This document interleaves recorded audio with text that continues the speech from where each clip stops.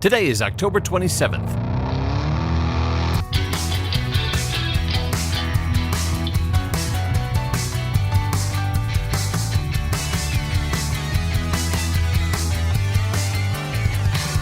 It's the 301st day of the year, and this is the On This Day podcast.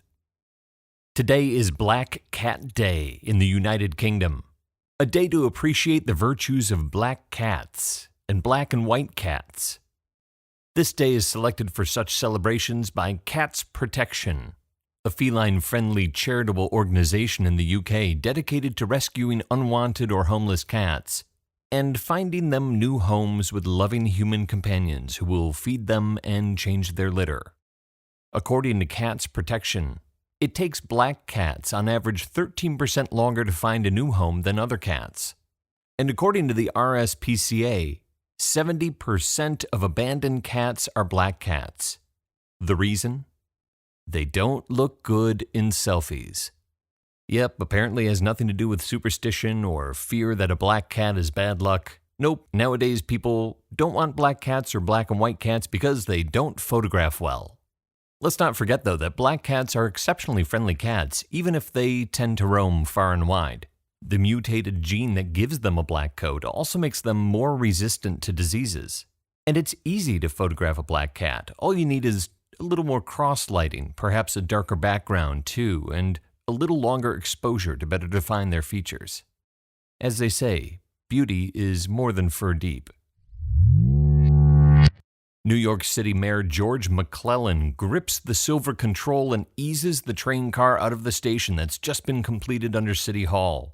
McClellan is at the controls for the inaugural run of the New York City subway, which opens to the public on this day in 1904. Thousands gather outside City Hall well before noon on this day, so many people that the crowd backs up all the way to the Brooklyn Bridge. An official ceremony is held with the mayor and city officials and other dignitaries making speeches that are all unnecessarily long-winded. Finally, around 2:30, the VIPs proceed underground and board the train. With the mayor at the controls, the first train full of passengers departs the station at exactly 2:35 and 30 seconds. On this day, in 1904, New York has dabbled with alternative means of public transportation before. In the 1860s, Scientific American publisher Alfred Beach builds an underground pneumatic railroad in a 300-foot-long tunnel he digs underneath Broadway.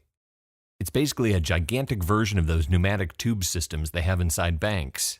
You mean you can go inside a bank? Beach hopes the public will take to it and he will be allowed to expand the line up to the top of Manhattan. But the corrupt politician Boss Tweed puts the kibosh on that in order to promote an elevated railway, the construction of which will ensure lots of kickbacks to Tweed. So the elevated rail lines are built and the pneumatic railway is abandoned.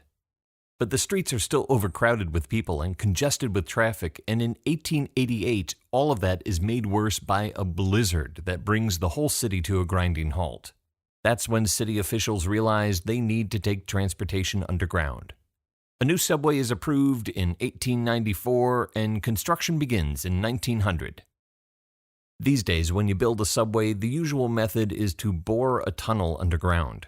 In 1900, 7,700 men are hired to dig trenches throughout the city, moving sewer lines and steam pipes, shoring up building foundations, digging out the subway tunnel and then covering it over and rebuilding the streets on top of it.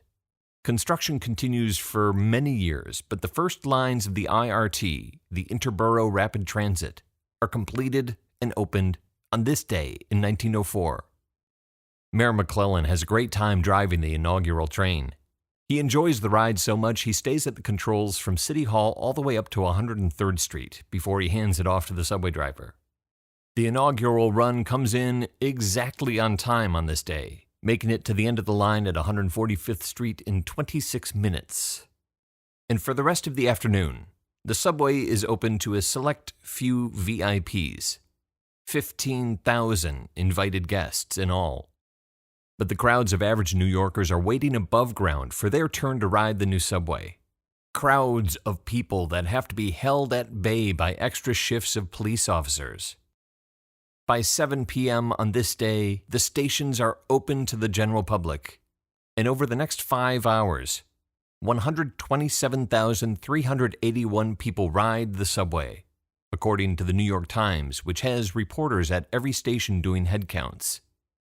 The opening of the New York City subway is not the only first on this day.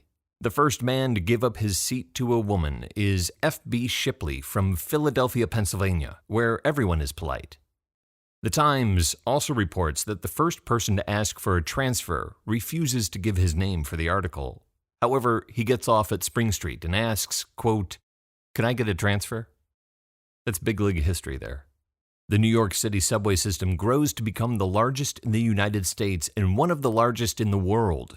But when its first line opens on this day in 1904, it is both amazing and no big deal. The New York Times sums the day up thusly, quote, "It was astonishing, though, how easily the passengers fell into the habit of regarding the subway as a regular thing. While the crowds above were still eagerly watching the entrances to see men emerge, were still enthralled by the strangeness of it all. The men on the trains were quietly getting out at their regular stations and going home, having finished what will be to them the daily routine of the rest of their lives. It's hard to surprise New York permanently." There are 65 days left in the year. On This Day is produced by me, Dave Schultz. Thank you very much for listening. Born on this day in 1939, English writer, actor, and tall person John Cleese, best known for co-founding Monty Python and co-writing and starring in Fawlty Towers. And if you have not seen either of those, you are an incomplete human, and you should do something about that. So if you're still listening... And now for something completely different. Talk to you tomorrow.